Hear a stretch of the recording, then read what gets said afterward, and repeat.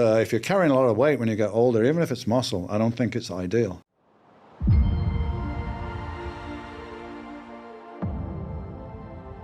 Nutrition. The new nutrition guidelines for the U.S. just came out today. It basically inverted the food pyramid. Limited amount of grains, fruits, vegetables, meat, eggs. You know, it's funny. It's basically what has been talked about in the fitness bodybuilding community for a very long time. Insulin management, low sugar. I mean, it's so funny because now everyone's like, oh, you know, this is so outrageous. But that was pulled from the sport that you're describing. So for people who might not be familiar with the names, because our listenership is broad, I think it's important for people to understand how something like fitness or health progresses. It pulls these things from the pioneers that were willing to, frankly, go pioneer how it's done. It doesn't come from university studies, and I say that as a university professor.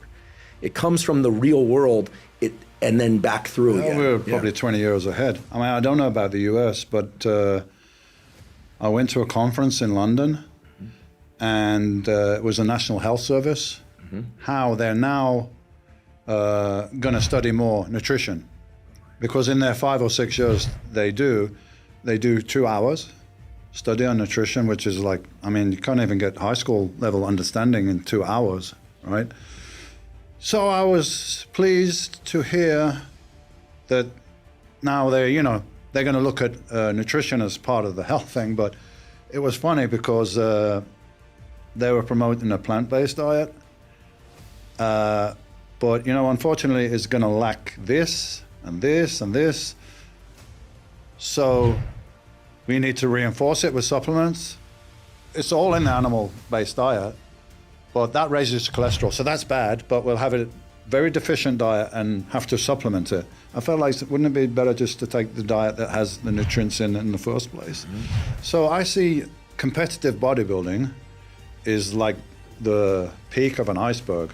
It's an extreme, it's right at the top, but the basic things that we learn can apply to somebody that wants to improve their health. So at an extreme level, we could say maybe it's unhealthy. But if you take the basic principles, it can be very healthy.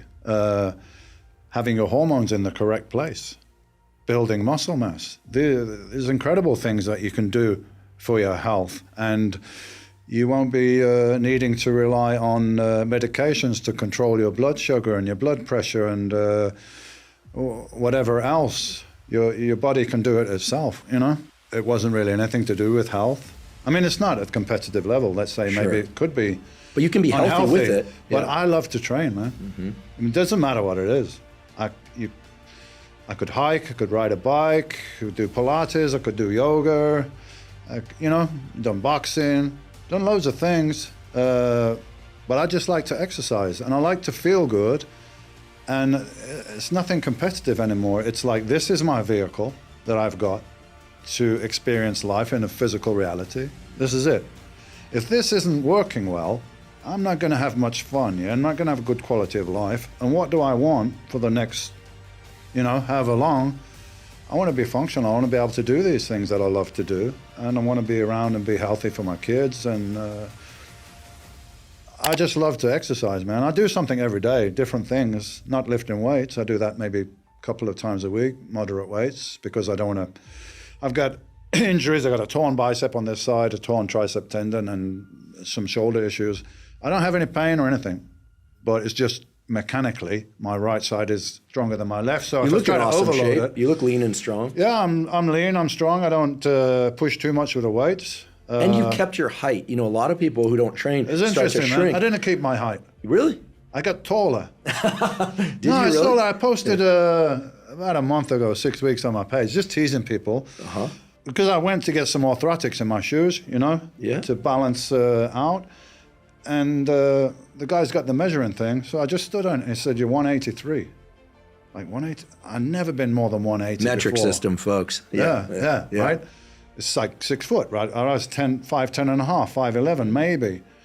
So did I physically grow bone? No. That's what I thought, because I'm 6'1", I heard you're 5'10". Yeah. I walked in thinking maybe, people usually lose a little bit of height unless they train real hard and they make sure to take great care of themselves.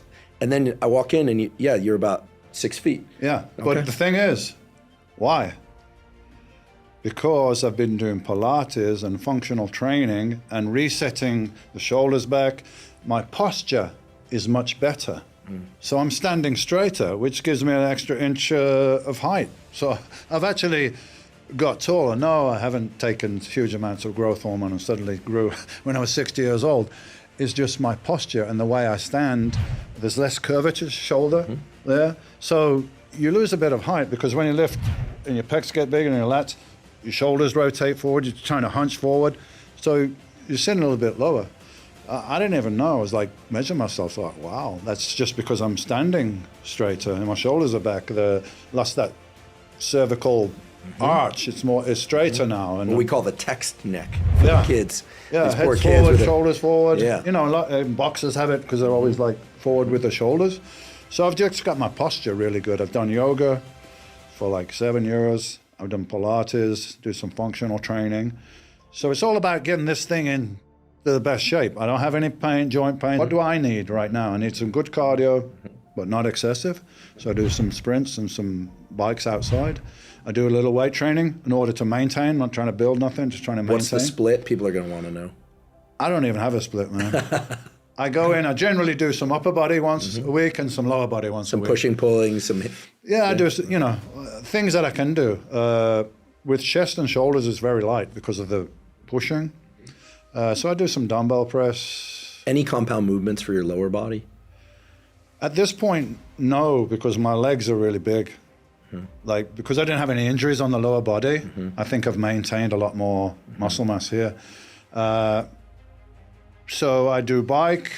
I do some, what's it called, Bulgarian squats with light weights. So I can do one side at a time. But like heavy leg presses and things like that, why?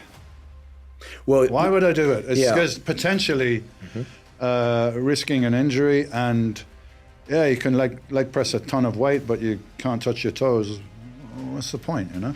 Doing what I think is best for my health. I'm losing some weight because I think if you're carrying a lot of weight when you get older, even if it's muscle, I don't think it's ideal, right? So I brought my weight down from 250 to 230, and at that point I put more protein and fat. So right now I eat probably twice a day, in between 12 and 10, and might have a shake or something like that. So it's more higher protein and fats, a bit less carbs, intermittent fasting.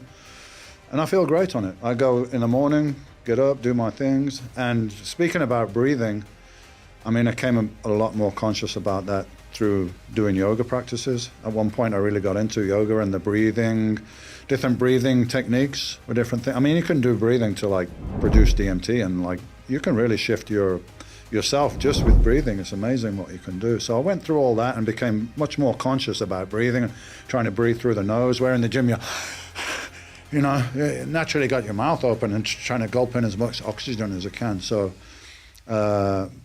breathing is definitely important. I try to, you know, I'm doing yoga, try to breathe through the nose and become more conscious about the breathing. And I feel like I can speak to my whole body, like anywhere I want to go, speak to my cells, contact my organs and check in with them and make sure everything's all right. I had exterior muscle consciousness, but nothing else. Now I'm whole body conscious, and health has a lot to do with the mind, maybe more than we even realize. I think unresolved traumas leads to a lot of disease. So it's good to explore yourself and your mind and how you look at things, and maybe change the way you look at things, and don't carry this weight around.